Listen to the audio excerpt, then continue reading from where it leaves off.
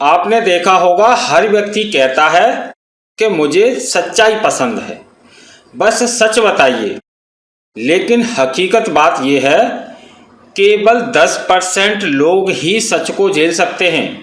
बाकी 90% लोग सच को सच मानेंगे ही नहीं। बहुत से ऐसे सच हैं जिन्हें हम रोजमर्रा के जीवन में प्रयोग करते हैं, लेकिन उन सच को हम सच नहीं मानते, बल्कि झूठ के सहारे अपना काम चलाते हैं। तो 90% लोग कौन से हैं? वो वही लोग हैं जो ज़्यादातर गरीब हैं, क्योंकि जिसको सच्चाई पता है वो तो अपने जीवन में कामयाब हो ही जाता है, क्योंकि वो झूठ के सहारे अपनी ज़िंदगी नहीं गुजारता। उसको पता है कि सच यही है और मुझे यही करना पड़ेगा। जैसे कि सबसे बड़ा सच है, कोई व्यक्ति अगर अपने जीवन में कामयाब है तो वो अपनी लगन, मेहनत और उसने उस काम को करने में समय दिया है, सीखने में समय दिया है, इसीलिए वो कामयाब है। जबकि 90% लोग जो नाकामयाब हैं वो इस बात का रोना रोते हैं कि मैं पढ़ा लिखा नहीं था, मेरे पास पैसा नहीं था, मेरे मजबूरी बन गई थी, या मतलब 1000 तरीके के बहाने वो बना देंगे, क्योंकि उनको सच्चाई पसंद नहीं है। दूसरा सच, अगर मान के चलिए आप एक मजदूर हैं, आप कड़ी मेहनत करते हैं, सुबह 7 बजे के जाते हैं और शाम को 7 बजे अपने घर पर आते हैं, और पूरे दिन आप बेलदारी करते हैं, फावड़ा चलाते हैं या फिर ईंट ढोते हैं, कुछ भी करते हो, और शाम को आपका ठेकेदार आपको 500 रुपये देता है। मान के चलो रास्ते में आपको कोई एक आदमी मिले और वो आपसे बोले कि भाई ये 200 रुपये मुझे दे जाओ और 300 रुपये आप ले जाओ, तो क्या वो व्यक्ति यानी आप उसको 200 रुपये रोज दे के आएंगे? नहीं दे के आएंगे। हो सकता है दूसरे दिन से आप वहाँ काम पर ही न जाएं, उस रास्ते को ही बदल दें कि मुझे 500 रुपये का काम मैं करता हूँ और 200 रुपये वो बीच में ही ले लेता है, मेरे पास तो 300 ही बचते हैं। लेकिन सच्चाई यही है, आप जितना पैसा कमाते हैं उसका आधा पैसा किसी और को देते हैं, और आप अपने जीवन में केवल आधा ही पैसा अपनी कमाई का इस्तेमाल कर पाते हैं। जैसे मान के चलिए मैं एक दिन में 10,000 रुपये कमाता हूँ, तो उसमें से 5,000 रुपये ही मेरे प्रयोग में आएंगे, 5,000 मुझे किसी और को देने पड़ेंगे, जिनसे मुझे कोई लाभ मिलेगा या नहीं मिलेगा उसकी कोई गारंटी नहीं है। और अगर लाभ मिलेगा भी तो मैं रोज़ाना जो 5,000 दे रहा हूँ उसमें से बड़ी मुश्किल से 100, 200 या 500 रुपये का ही मिलेगा। बाकी का जो 4,500 रुपये है वो ऐसे ही चला जाएगा दूसरे लोगों के प्रयोग के लिए। जी हाँ, जो समझदार लोग हैं 10% वो समझ गए होंगे, बाकी 90% को मैं समझा देता हूँ। जैसे मान के चलिए मैंने 10,000 रुपये रोज़ कमाया, तो पूरे महीने में कितना कमाऊँगा? 3 लाख रुपये। पूरे साल में कितना कमाऊँगा? 36 लाख रुपये। 36 लाख रुपये में से मुझे सरकार को देना पड़ेगा 30% टैक्स, उसके ऊपर 15% सेस, और भी बहुत सी चीज़ें लगती हैं। कुल मिला के मेरा 11 लाख रुपये मुझे सरकार को पेमेंट करनी पड़ेगी। तो 36 लाख में से 11 लाख रुपये मैंने सरकार को दे दिया, अब कितना बचेगा? केवल 25 लाख रुपये, यानी 11 लाख रुपये मैं दे चुका हूँ, अब मेरे पास 25 लाख रुपये ही बचा है। अब उस 25 लाख रुपये में से मैं क्या करूँगा? उसका कुछ न कुछ तो खरीदूंगा ही, सामान ही तो खरीदूंगा। तो उस 25 लाख रुपये में से सरकार को मुझे फिर से देना है 30%, क्योंकि 18%, 12%, 28% और 65% जो टैक्स सरकार लगाती है सामानों के ऊपर। जैसे कि मैं अगर पेट्रोल खरीदता हूँ तो मुझे 60% उसके ऊपर टैक्स देना है। अगर मैं दारू वगैरह खरीदता हूँ, शराब पीता हूँ, या कोई भी नशीला कोई भी पदार्थ हो, जिस तरीके का कोई पदार्थ खरीदता हूँ, तो मुझे 100 रुपये का जो सामान खरीदना है तो उसमें 85% टैक्स है, 15 रुपये का ही सामान मुझे मिलेगा। उसी तरीके से खाने पीने की चीज़ें, मोबाइल, टीवी, लैपटॉप, कुछ न कुछ तो मैं खरीदूंगा ही। तो मैं उस पैसे को खाऊंगा तो है नहीं, कुछ न कुछ उससे मैं खरीदूंगा ही। जो भी चीज़ मैं खरीदूंगा उस पर मुझे ऑन एवरेज 30% का टैक्स फिर से देना पड़ेगा, जिसे हम GST बोलते हैं, यानी इसे इनडायरेक्ट टैक्स बोलते हैं। और पहले जो 30% दिया था वो इनकम टैक्स था, जिसको हम डायरेक्ट टैक्स बोलते हैं। तो जो 25 लाख रुपए बचा था उसमें से फिर से मेरा जो पैसा है 10 लाख रुपए फिर से चला जाएगा। 9 लाख रुपए मान लीजिए, तो 9 लाख रुपए फिर से चला जाएगा, यानी टोटल बचा मेरे पास कितना, 16 लाख रुपए। यानी मैंने कमाई कितने की थी, 36 लाख रुपए की, जबकि मेरे यूज के लिए जो पैसा बचा हुआ है वो कितना बचा है, 16 लाख। अभी उसमें से 1 लाख रुपए मेरा और खर्च हो जाएगा, जो ना तो इनडायरेक्ट टैक्स है और ना ही डायरेक्ट टैक्स है। जैसे मैं किसी रोड से होके जा रहा हूँ, मेरी गाड़ी टोल टैक्स से निकल रही है, तो मुझे वहाँ टोल भी कटवाना पड़ेगा। और भी सरकार की सुविधाएं होती हैं, जैसे हाउस कर वगैरह, यानी क्या क्या सरकार लगाती है उसके बिल भेजती रहती है। वो सारे 1 लाख रुपए में वो और सिलट जाएंगे। यानी 36 लाख रुपए की कमाई करने के बाद भी मैं अपने प्रयोग में जो पैसा ले पाऊंगा एक साल के अंदर, वो केवल 15 लाख ही ले पाऊंगा। और जबकि मैंने टोटल इनकम कितना किया है एक साल में, 36 लाख रुपए। यानी इतना सारा पैसा जो मैंने सरकार को टैक्स के रूप में दिया है वो मेरे किसी काम का नहीं है, वो देश के लिए चला गया। अब इसमें 2 काम हो सकते हैं।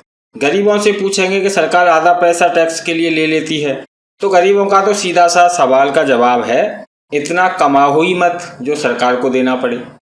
आराम से वही 500 रुपये रोज कमाओ, बिल्कुल सरकार को टैक्स नहीं देना पड़ेगा। तब भी अगर आप सरकार को डायरेक्ट टैक्स नहीं देते हैं, तब भी आप जो पैसा कमाते हैं 500 रुपये, उसमें से इनडायरेक्ट टैक्स में आपका जो 40 से 50% पैसा जाता है, तब भी आप अगर 500 रुपये कमाएंगे एक दिन में, तो उसमें से ज़्यादा 300 रुपये ही आप प्रयोग कर पाएंगे। आपको 200 रुपये सरकार को देना ही पड़ेगा, और सरकार आपसे ले लेगी और आपको पता भी नहीं चलेगा। तो अगर आपको ऐसा लगता है कि सरकार जनता के लिए कुछ करती है, तो ये आपका सबसे बड़ा भ्रम है। ये तीसरा सच है, सरकार जनता के लिए कभी कुछ नहीं करती है, और ना ही सरकार जनता के लिए बनती है, बल्कि जनता सरकार के लिए करती है। जितनी भी जनता है, जो भी काम करती है, उसमें से हमें सरकार को पैसा देना ही देना है, अपनी कमाई का कम से कम आधा पैसा। अब इस पैसे का होता क्या है, जैसे मान के चलिए पूरे देश से 1 करोड़ रुपए 1 सेकंड में सरकार के पास पहुंच रहा है। सरकार की कमाई बहुत ज़्यादा होती है, तभी तो लाखों करोड़ रुपए के टर्नओवर और अनाउंसमेंट सरकार करती है। तो मान के चलो 1 करोड़ रुपए हर सेकंड सरकार के पास पहुंच रहा है, तो उस 1 करोड़ का होगा क्या, उसमें से आधा पैसा यानी 50 लाख रुपए तो जो सरकारें बनाई है, जिन लोगों ने भैया इलेक्शन लड़ा है, वोट लिया है, लोगों से हाथ जोड़े हैं, पैर पूजे हैं, तो उन नेताओं की जेबों में चला जाता है सीधा साधा। यानी नेता, विधायक, पार्षद, आर्षद, इन सब की जेब में आधा पैसा सीधा सीधा चला जाता है। अब बचा 50 लाख। उस 50 लाख में से 25 लाख रुपए सरकारी कर्मचारियों की सैलरी में चला जाता है। जितने भी आपके टीचर हैं, डॉक्टर हैं, इंजीनियर हैं, फौजी हैं, पुलिस वाले हैं, उन सब के पास उनकी हर महीने की सैलरी में चला जाता है। बचा हुआ 25 लाख वो जनता के विकास के कार्यों में लगाया जाता है। अब जनता के विकास के कार्य क्या हैं, जैसे आपके घर के सामने खरंजा बनवाना, या फिर रोड बनवाना, या फिर कहीं पर पार्क बनवाना, या रोड पर लाइट लगवाना, ये सारी चीज़ें जनता के विकास कार्यों में आती हैं। यानी जनता पुल वगैरह बनवाती है, इन सारी चीज़ों को विकास कार्य बोलते हैं। उन्हीं में से एक विकास कार्य में ये भी आता है जो सरकार कहती है कि मैं जनता को फ्री में राशन देती हूँ, या फिर फ्री में दवाई मिल रही है आपको सरकारी हॉस्पिटल्स में, फ्री में बच्चे सरकारी कॉलेज में पढ़ रहे हैं। तो इन सारी चीज़ों में तकरीबन 20 से 25% पैसा ही खर्च होता है। और ओवरऑल अगर हम सरकारी कर्मचारियों की सैलरी को भी अगर उसमें काउंट कर लें, तो उसमें जाके लगभग 30 से 35% तक ही पैसा खर्च होता है। बाकी का 60 से 65% पैसा कुछ चुनिंदा लोगों की तिजोरियों में ही चला जाता है। इसीलिए आपने देखा होगा एक नेता 5 साल में कई हजार करोड़ का मालिक बन जाता है, क्योंकि जनता की जो कड़ी मेहनत की कमाई है उसमें से जो आधा पैसा सरकार के पास जा रहा है, वही पैसा तो नेताओं की तिजोरियों में इकट्ठा हो रहा है। इसी को कहते हैं भ्रष्टाचार और घोटाले। और भ्रष्टाचार की बात तो आपको पता ही है, हमारे देश में आज की डेट में आप किसी भी सरकारी ऑफिस में 2-4 सरकारी कर्मचारियों को छोड़कर। ऐसा नहीं है कि सभी लोग भ्रष्ट हैं, कुछ ईमानदार भी हैं, लेकिन ज़्यादातर लोग आज भ्रष्ट हो चुके हैं। बिना रिश्वत लिए काम नहीं होता। अब आप कोई रिश्वत लेता उसकी शिकायत भी आप कर सकते हैं, लेकिन करेंगे किससे? जिससे शिकायत करेंगे वो भी रिश्वत लेने वाला है। मैंने तो यहाँ तक देखा है, जज के पास जो उसका स्टेनो बैठा हुआ होता है, जज सामने बैठा है, उसके सामने ही वो रिश्वत ले रहा है। कोई भी उससे फाइल में साइन कराने आता है, उससे 100 रुपये 500 रुपये वो लेता रहता है। यानी जज के सामने ही जब लोग नहीं मान रहे हैं तो फिर कहाँ मान जाएंगे? तो इस भ्रष्टाचार को नहीं रोका जा सकता, और इस भ्रष्टाचार की सबसे बड़ी वजह होती है सरकार। भ्रष्टाचार 3 लोगों की वजह से होता है। एक होता है पहले नंबर पर प्रधानमंत्री। अगर प्रधानमंत्री चाहे तो भ्रष्टाचार बिल्कुल भी नहीं होगा। दूसरा होता है मुख्यमंत्री। किसी प्रदेश का जो मुखिया है, मुख्यमंत्री, वो चाहे तो उसके पूरे प्रदेश में कोई भी रिश्वत नहीं लेगा। और तीसरा होता है जिले का डीएम यानी डिस्ट्रिक्ट मजिस्ट्रेट। अगर वो चाहे तो उसके डिस्ट्रिक्ट में कोई व्यक्ति रिश्वत नहीं लेगा। ये 3 लोगों की वजह से ही पूरे देश में भ्रष्टाचार होता है। अगर भ्रष्टाचार का दोषी आप किसी और को मान रहे हैं तो ये आपका वहम है और आप झूठ को सच मान रहे हैं। और एक सबसे बड़ा सच जो गरीब जनता को बहुत ही चुभता है, कोई व्यक्ति किसी काम को कर रहा है लेकिन आपसे वो काम नहीं हो रहा, तो इसका मतलब ये बिल्कुल भी नहीं है कि उस व्यक्ति के अंदर कोई स्पेशल पावर है। हो सकता है कि वो व्यक्ति आपसे अच्छा काम कर रहा है, आपसे अच्छी लगन से काम कर रहा है, उसने उस काम के बारे में अच्छी जानकारी ली है, तब वो उसको कर पा रहा है। आप भी उस काम को कर सकते हैं। आप ऐसा मत सोचिए कि आप नहीं कर सकते। आप भी उस काम को कर सकते हैं, लेकिन आप उसके बराबर काम तभी कर पाएंगे जब आप उसके बराबर डेडिकेशन से काम करेंगे, उसके बराबर सीखने के बाद काम करेंगे, उसके बराबर मेहनत से काम करेंगे, तो आपकी ज़िंदगी भी उसी के जैसी हो जाएगी। गरीब लोगों की सबसे बड़ी समस्या ये है कि वो किसी भी सच्चाई को मानने से अच्छा है कि वो बहाने बनाकर समय को टाल देते हैं कि चलो बला कटी, मैंने तो रोना रो दिया कि बस साहब मैं तो मर गया था, बस मुझसे उठा ही नहीं गया, मेरे तो माँ बाप इतने गरीब थे कि बस कुछ पूछो मत। और लास्ट में एक और सच में आपको बताऊं, आजकल आपने देखा होगा महंगाई महंगाई बहुत चिल्लाते हैं लोग। क्या वाकई में महंगाई है? सच्चाई इसके बिल्कुल उल्टा है। आज से 100 साल पहले महंगाई थी या अब महंगाई है, तो आपको नेक्स्ट दिन में आंसर मिल जाएगा। 90% लोग आपको ये बताएंगे कि आज से 100 साल पहले बहुत मद्दा था और आज बहुत महंगाई है। लेकिन सच्चाई इसके बिल्कुल उल्टी है। आज से 100 साल पहले जितना महंगा सामान मिलता था उससे 100 गुना सस्ता सामान अब मिलता है। यानी आज से 100 साल पहले आप एक दिन में कितना भी काम कर लें, खूब मेहनत कर लें, एक मजदूर हो चाहे कोई भी हो, चाहे टेक्नीशियन हो, मैकेनिक हो, कितनी भी मेहनत मजदूरी कर ले, वो एक दिन मेहनत करने के बदले में वो 1 किलो गेहूँ नहीं खरीद सकता था जिससे वो अपने परिवार का पेट भर सके। और आज से 100 साल पहले लोग इसी वजह से भूखे मर जाते थे। लेकिन आज एक मजदूर अगर एक दिन मेहनत करता है तो वो एक दिन की मेहनत से ही कम से कम 2-2.5 हज़ार रुपये कमा लेता है और उससे वो पूरे 100 किलो गेहूँ खरीद सकता है। यानी पिछले 100 साल की अपेक्षा आज 100 गुना चीज़ें सस्ती हो गई हैं। यानी तब 1 किलो खरीदने के लिए आप पूरे दिन की मेहनत पर्याप्त नहीं होती थी, लेकिन आज एक दिन की मेहनत में आप 100 किलो खरीद सकते हैं। इसी को कहते हैं सच्चाई। तो सच्चाई को मानिए। ये कैलकुलेशन कैसे होती है ये समझने के लिए बहुत बड़े दिमाग की आवश्यकता है। ऐसा नहीं है कि इस बात को हर कोई समझ जाएगा। इन पैसों की गिनती को आप महंगाई और सस्ताई मत मानिए। महंगाई और सस्ताई का मतलब हमारी मेहनत से और उस मेहनत के बदले आने वाली चीज़ों से होती है, न कि रुपयों की गिनती से। ये रुपये तो कभी भी कितने भी बनाए और घटाए जा सकते हैं, इनका कोई लेना देना नहीं है महंगाई और सस्ताई से।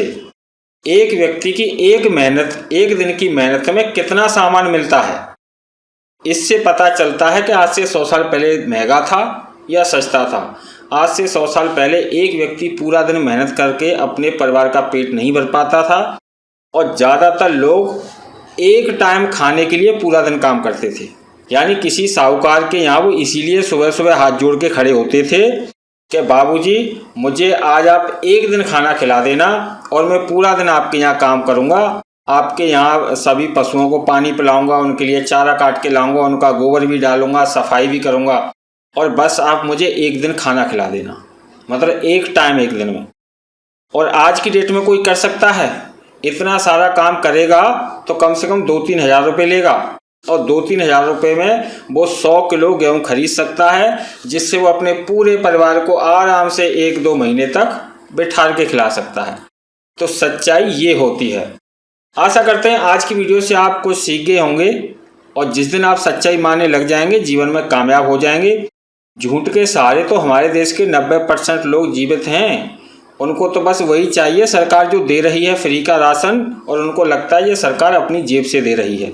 तो ऐसा कुछ भी नहीं है। सरकार हमारी और आपकी कमाई का जो पैसा है उसमें से थोड़ा बहुत पैसा जनता के ऊपर खर्च करती है, और उसी से जनता को खुश करती रहती है। अगर सरकार भ्रष्टाचार मुक्त हो जाए तो हमारा देश आज उन बुलंदियों को पहुंच जाएगा जिन्हें आप सोच नहीं सकते। हर जगह पर पक्की सड़कें हो जाएंगी, हर जगह पर अच्छे अच्छे मकान होंगे, हर जगह पर अच्छी अच्छी बिल्डिंगें होंगी, यानी तरक्की ही तरक्की होगी। लेकिन भ्रष्टाचार की वजह से हमारा देश आज भी गड्ढे में पड़ा हुआ है, और भ्रष्टाचार की सबसे मूल जड़ नेता ही हैं। क्योंकि आप भी तो नेताओं को आसानी से वोट देते नहीं हैं। बेचारों को वोट लेने के लिए भी तो करोड़ों रुपए खर्च करने पड़ते हैं। अब सीधा सा हिसाब है, जो व्यक्ति करोड़ों रुपए खर्च करेगा वो हजारों करोड़ का तो घोटाला करेगा ही करेगा। इसीलिए तो इतनी मारामारी होती है वोट के लिए। तो इसी के साथ मैं मिलूंगा अपनी नेक्स्ट वीडियो में। अगर जानकारी अच्छी लगी है तो इस वीडियो को लाइक करें, शेयर करें, और अगर अभी तक आपने हमारे चैनल को सब्सक्राइब नहीं किया है तो सब्सक्राइब करके बेल आइकन जरूर दबा दें, जिससे हमारी आगे आने वाली प्रत्येक वीडियो आपको मिलती रहे। इसी के साथ नमस्कार।